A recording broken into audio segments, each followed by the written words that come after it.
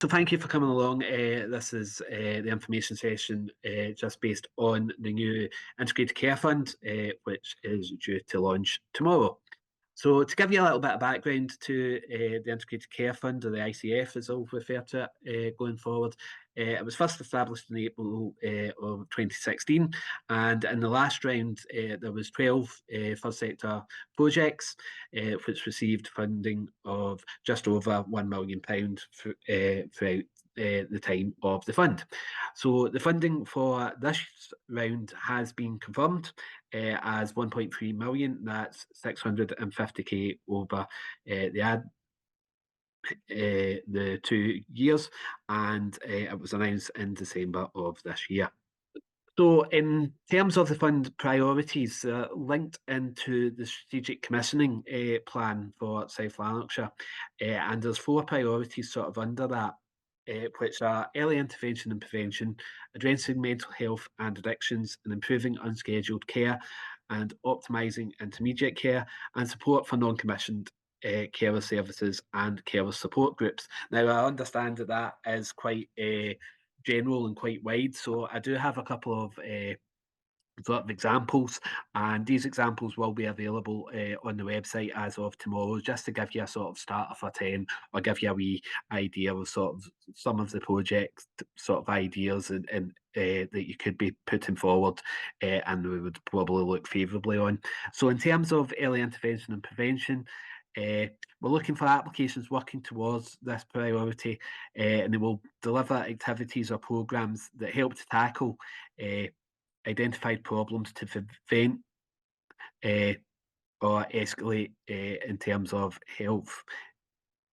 So we're looking to help people maintain and or improve their health and well-being. So projects may include recreational activity groups that encourage social integration and prevent loneliness and long-term illnesses, particularly in the ageing population, as well as peer support and confidence building projects that assist people to better connect with their community sort of going forward. So in the previous round, Fourth Community Resource Centre delivered a range of activity cafes to help get older people back into the community, particularly sort of after the lockdowns that we've had sort of through COVID. So these sessions had particular focuses ranging from IT skills, arts and crafts, dance and exercises sessions as well. And attendees reported a positive impact on their wellbeing as a result of these early intervention and prevention activities. So in terms of addressing mental health and addictions, now I know that a few of you on the screen have been sort of successful and know of the work that we've done through the Community Mental Health and Wellbeing Fund over the past 3 years. So it's saying in terms of this fund and this priority, we can support sort of mental health projects, but what we will not do is do a sort of carbon copy of what was maybe funded through the Community Mental Health and Wellbeing Fund, and we will be checking back on that just to make sure that we're not double funding any activities that are taking sort of place through that. So it would be looking for anything that you're doing in addition to that. And we're looking for projects that address mental health and or addictions. So it can be one or t'other, or both as they go forward. So projects under this priority will deliver interventions that support people with poor mental health and those affected by addictions. So helping to improve mental health and wellbeing and tackling stigma. Potential interventions include peer support, bereavement support, social prescribing projects, and befriending provision.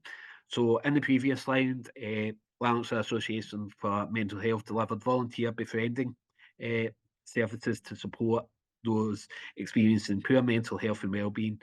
Befrienders are matched with a volunteer befriender and supported to encourage and to engage with group activities, as well as explores additional resources and opportunities to reduce the isolation and increase their confidence and well-being and improve their mental health throughout that. So that's the sort of things that we're looking for under that particular priority. The next one would be improving, excuse me, unscheduled care and optimising intermediate care. So that's applications working towards this priority.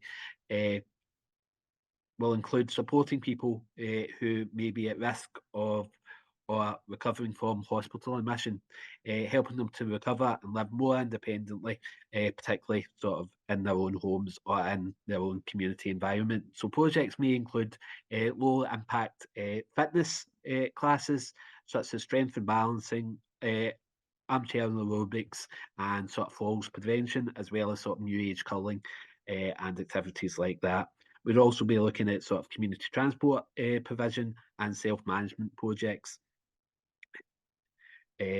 So in the previous line, the Haven developed a series of wellbeing toolkits to support its beneficiaries to better self-manage challenges they face, such as anxiety, stress, and different experiencing emotions going forward. And the final one is non-commissioned support for carers. So projects under this priority will provide non-commissioned support for carers to help them maintain their own health and well-being. And this could include support groups, providing information, and linking to other activities supported.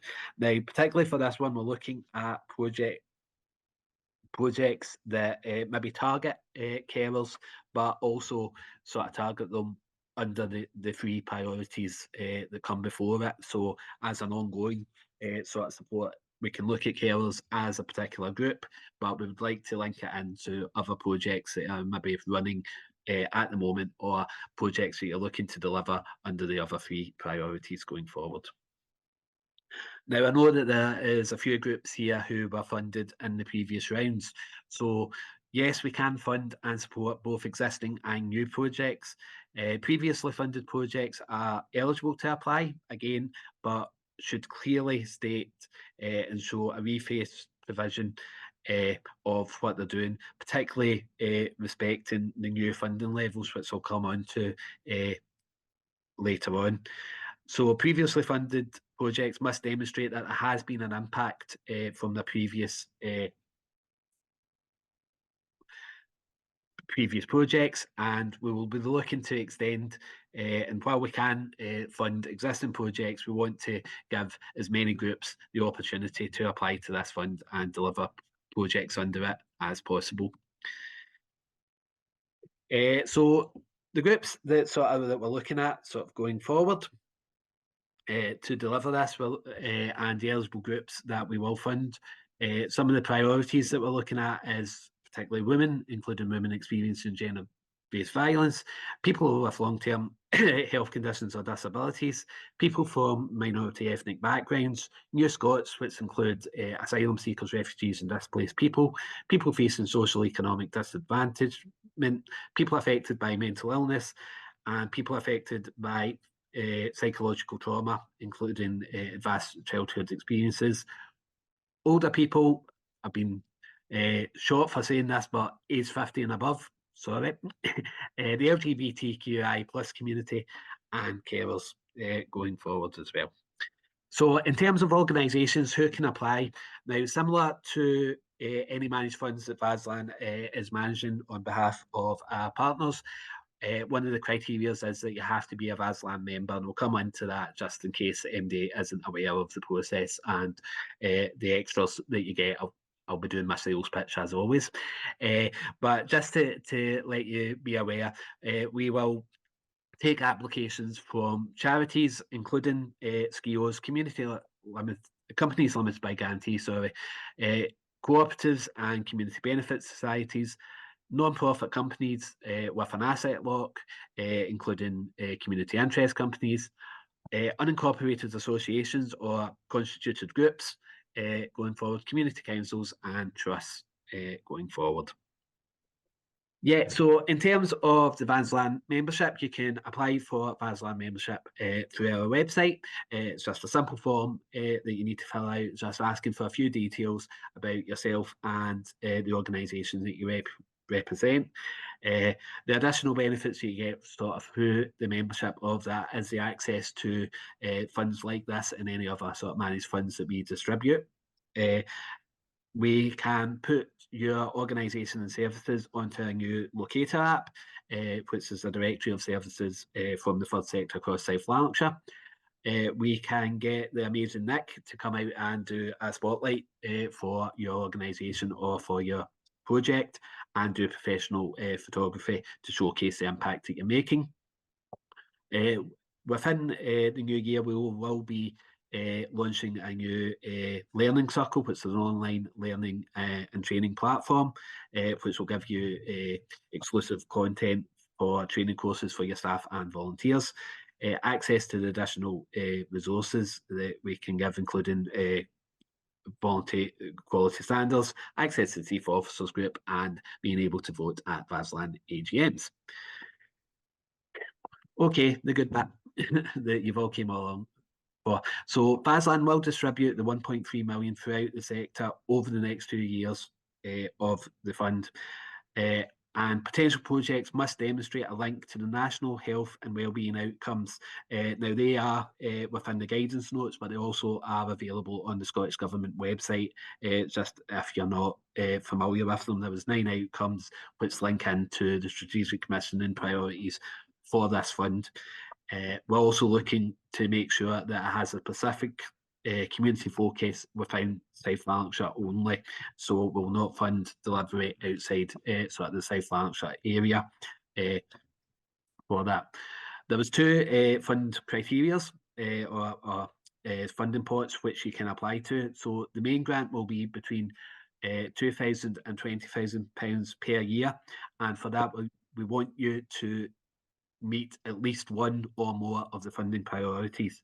And for the larger amounts, it's between 20,000 and 50,000 per year for that. And we want 2 or more priorities for you to meet sort of under that.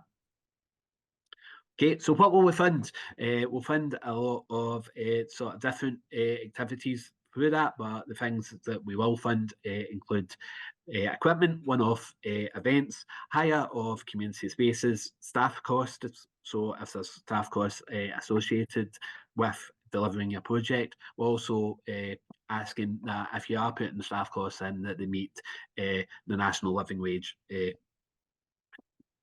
as we are a living wage employer, and part of our conditions is to promote that to other organisations.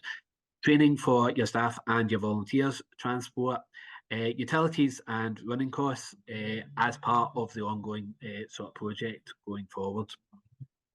As well, we'll not just fund running costs for the sake of running costs, it has to be in addition to the project that you are delivering. Some of the things that we'll not fund is the things that you would probably expect us not to fund. So consistency costs, energy generated and feed-in tariffs, profit making or fundraising activity, VAT that you can reclaim, statutory activities, overseas travel, and when the Christmas period will not fund booze going forward. So the timeline, we do understand that this is extremely tight and we are going into sort of the Christmas period for that. So we do apologise, but we want to try to get this fund out as quickly as possible so that the projects can start as of the start of the financial year sort of going forward. So the fund will open tomorrow at 12 noon. The application form and the guidance notes, as well as some additional information, will be available for you to have a look at, and we will be accepting applications from that time. Now, applications must be submitted online. There is an online form. If that is a barrier to you, perhaps because of internet connectivity or just access in terms of digital inclusion, please let us know. We do have sort of paper forms. We would prefer it online because our IT guys have worked magic and it goes into the system, and if we get it in paper, somebody has to physically sort of fill it out to put it into that system. So because of the tight time scale, we do understand that, but if it is a barrier, please let us know, because we want to sort of remove as many barriers as possible. And the fund will close on Sunday the 4th of February at midnight, and groups will be informed of an outcome hopefully by Friday the 1st of March. And we're looking for the projects to start sort of the 2nd of April, just because 1st of April is a public holiday. So you get an extra day from that. So some of the support that is available sort of from ourselves going forward. So there is documents available to download and have a look at on the ICF website, which will be vaslan.org.uk/ICF. And that will have the general information and the fund guidelines, as well as the application form on there. But the other support that we can give is in terms of capacity building support. So if anyone is struggling or wants a wee bit more information and support putting in an application, then just let us know. We are planning to have another couple of information sessions similar to this, but also an opportunity to sort of drop in and have a look over applications in the new year. And once we return, I'll send the dates out for that to yourselves as we go along.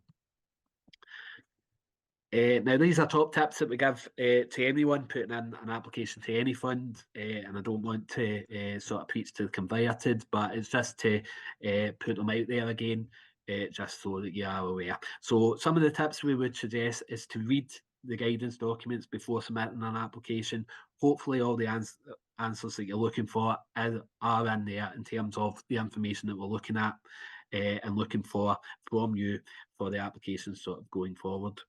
Ensure the project meets the funding criteria. It's a very quick turnaround, so we've not got a lot of time to sort of look at and go back and forward with information as possible. So please make sure that the project that you're looking to put in sort of does meet one of the funding priorities and the national outcomes that we've set. Provide as much information as possible in the first instance, because particularly we don't want to be going back and forth and making sure that we're going back and asking for additional information sort of just within the short time scale that we have. Submit your application as early as possible to avoid duplicate disappointment, and provide additional information if we do ask for them in a timely manner. If you, at any stage of the application process, you've got any questions or you're unsure about anything, please just contact us and we'll try to support you as best as we can. So, as we said, visit the ICF website. I have a link there, so it's this www.vaslan.org.uk/ICF. It will be up and ready for you to access as of 12 noon tomorrow, so it gives you a bit of time to sort of hopefully download the information pack and sort of see if there's anything else that you need in terms of that. If you're new to the funding process or you require support, again, just get in contact with us and we'll try to organise some way of supporting you sort of going forward. Now, I do see there is plenty of chat going on in the chat, but I was just going to stop there, sort of going forward and see if there's any questions. Also, yeah, I've been keeping an eye on the chat, so I'd happily field those questions in the round if you yeah, that's right. If you want to do that. I'm just making wee scribbles so I can go through the lot and the ones, so just bear with me. Okay, thank you very much for that, Peter. That was great insight, and there's quite a few questions there, so I thought I'd just respond to them in the round. Hi, Stephen Sweeney, Chief Executive of VASLan. I'm sorry if I've not met you, but thanks very much for coming out on the 21st of December for this conversation. So Barbara Oliver, you'd asked around about eligible groups and whether young people affected by social isolation as a result of COVID or learning disabilities could be included. And Fiona Driver, you'd asked around any age restrictions. So I guess my response to that, basically, you'd have seen the eligibility groups. I guess technically, no. You can see the eligibility groups are very, very broad, and based on the guidance we've had from Health and Social Care, you know, could you apply for something that supports younger people? Yes. My word of caution would be, however, that I think you need to look at what the strategic commissioning priorities are, and I think there's a wee bit of you deciding tactically how you want to play this. So the decision making round about who will be successful or unsuccessful will be a partnership panel. On that partnership panel will be somebody representing the independent sector. There'll be people from each of the 4 health and social care forums. And then probably for me, the most important one is that each of the 4 locality managers in the Health and Social Care Partnership will be on that. So if you've got an existing relationship with your Health and Social Care Partnership locality manager, excellent. If you don't, then it might be one you want to try and bridge. And I think there's a wee bit of trying to understand what they need at a local level. So right now, Health and Social Care have got a £33 million gap. So absolutely, we should be challenged saying, look, this should be focused on prevention. This should be focused on from grassroots up. What is it that you identifying as needs in your community and what you need? But I think that needs to be balanced round about the fact that ultimately NHS, health, social care, they're pretty much doing critical care at the minute, and that's about it. So there's huge gaps in community services, and I think they would look really favourably on things that are going to help plug some of those gaps in community services. But that's just my personal view, just being really honest tactically. But in terms of answering the question, if you wanted to apply for something round about young people, absolutely. If you wanted to target those specific group, fine. But I think you just need to look at strategic commissioning priorities and take a tactical view on what would maybe be more likely or unlikely to be funded. That doesn't mean that somebody's told me that they're not going to fund any support for young people, but I think it'd be a trickier sell, and I think it would need to be a really strong application. But please do, if you've identified that as needs in your community, absolutely. It's not for Health and Social Care to tell you what your community needs. Other things, let me see. So there was a bit of chat around about the priorities. So Dale, I think you had asked, and this links to our approach. You know, there's quite a lot of this that's mirrored the Community's Mental Health and Wellbeing Fund approach, and that's not been because VASLan made a decision, oh, this will be easy if we just copy and paste. That came as a direction from the Health and Social Care Partnership. So they've over the last 3 years with the Community Health and Wellbeing Fund, they've had to sign off our approach. And nationally, we've kind of received a lot of positive feedback round about our approach and our processes and our development as a grant maker. I'm not saying it's perfect. We've still got a way to go, but how that's been managed at a local level, there's been a lot of good practice pointed at. And Health and Social Care was keen to see what learning we could take from that and what could be replicated. And one of the things that we pushed back on, Dale, was one of the question you've just mentioned. You know, we're very conscious that previously organisations, I think, were able to apply for up to 80k, whereas now the maximum is 50.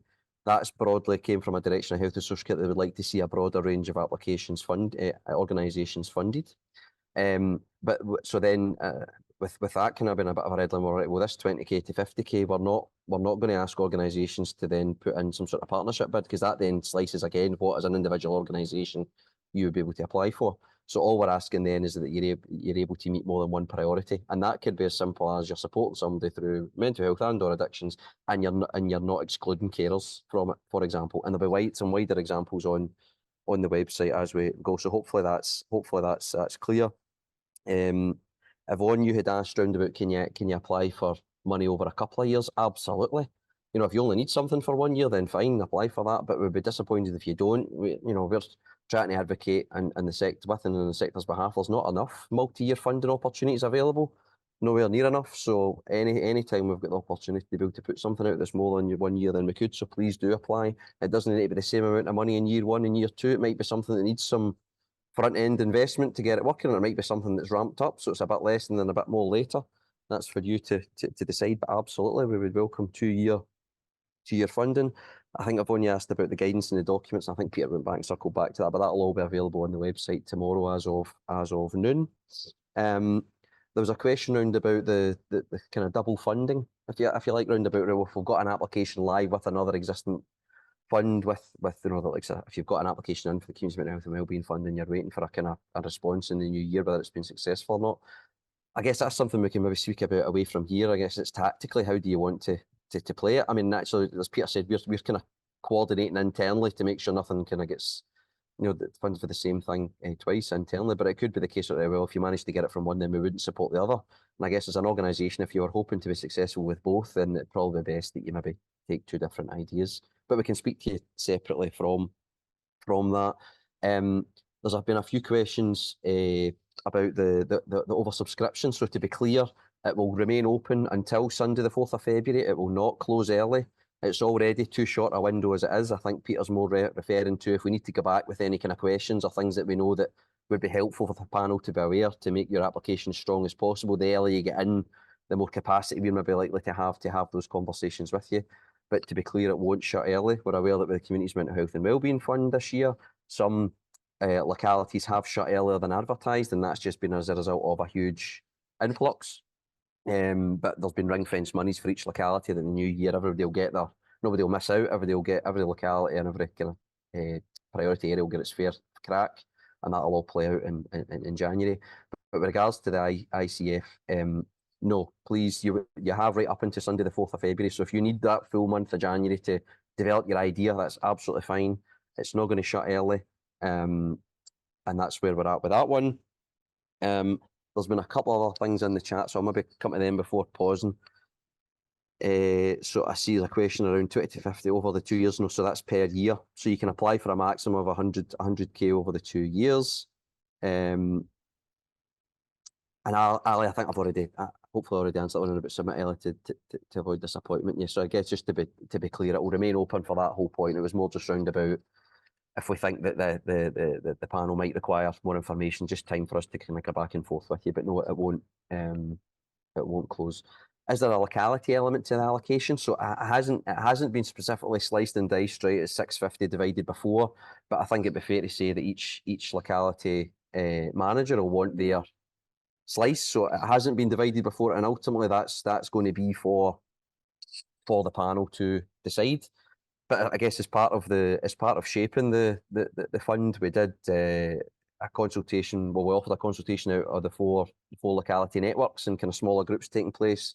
We did similar with existing grant holders, and there's been a range of conversations with the kind of chief officers over the last well round about that. So all of that was very much factored in. So not solely just locality voice, kind of leadership from the chief officers group, the current grant holders, and all of that's been put in the mix. But I'll maybe pause there as opposed to jumping deep into other questions. I guess the other thing that I'll be keen to share, you might have seen in the paper we circulated, was just round about the feedback that was gathered for those consultations, kind of what it went, where it went, and kind of what the health social care response was in terms of kind of some of the changes that Peter's outlined within the fund. But hopefully I've done a half a decent job there in answering a lot of those questions in the round, and I'm happy to answer any more that people have. I'll pause there. Thank you.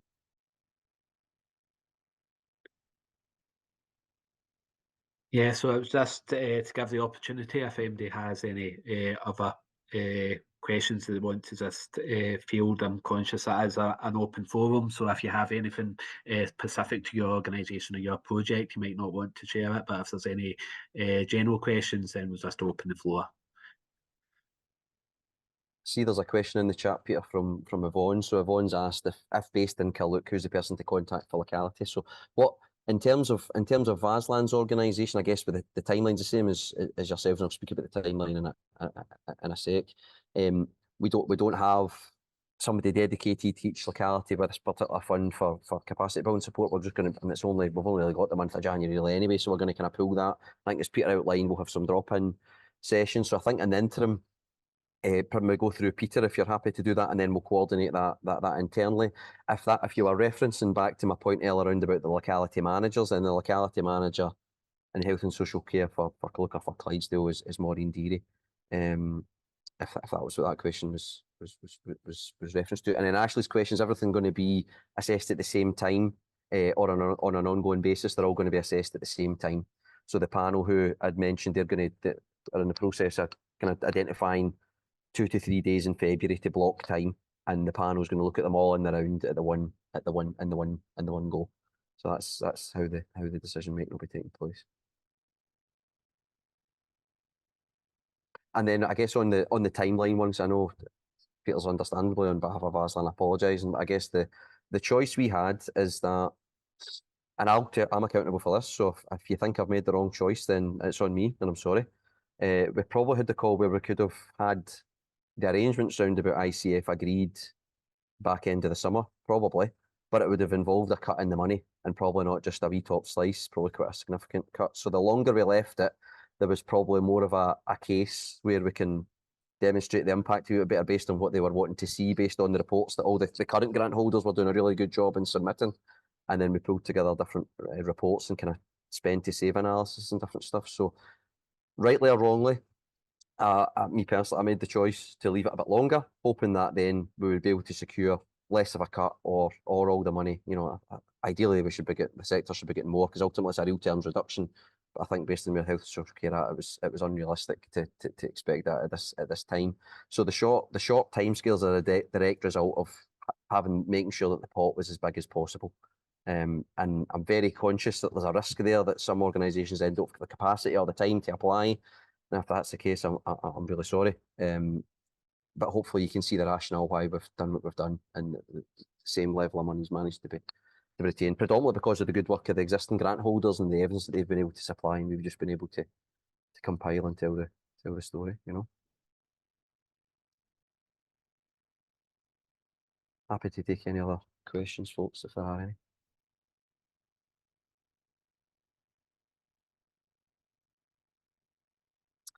Ali, I would absolutely love to be launching other funds to help bridge the gap. So we don't have anything on our books at the minute, but it is something that we need to look at. We are speaking with other funders just now around how do we best coordinate, because there's not enough money to go about at the minute, so it's got to be used as well as what we can, and recognise that there's good pieces of work out there. Part of what you've maybe seen in the paper is that things don't necessarily need to be new ideas, which is a change. They're happy to support things that are already working and working well, but you can't do the same with less if you required more than 50k to do it. So, and I guess that this links back to the campaign, the advocacy campaign you may have saw that we're wanting to work on again and try and be coherent, get everybody behind, because the sector isn't being appropriately supported locally or nationally at the minute, and we need to get the views and the stories and the impact and all the great stuff that you guys are doing out there invisible, because the policy shapers and decision makers don't get it, and it's not good enough. So if there was any funds that we managed to secure to be able to coordinate locally to bridge gaps, absolutely. I think we're on the same side of the fence for that one. But as it stands, do we have anything that we're tabling in the first quarter next year that would help with that? If it's the case, I don't have sight of it yet. Also, just in terms of that, if there isn't any funds from ourselves, the VASLan manage, we can still offer sort of the capacity building support and the funding support in terms of pointing you hopefully in the direction of external funders that may be sympathetic towards your projects.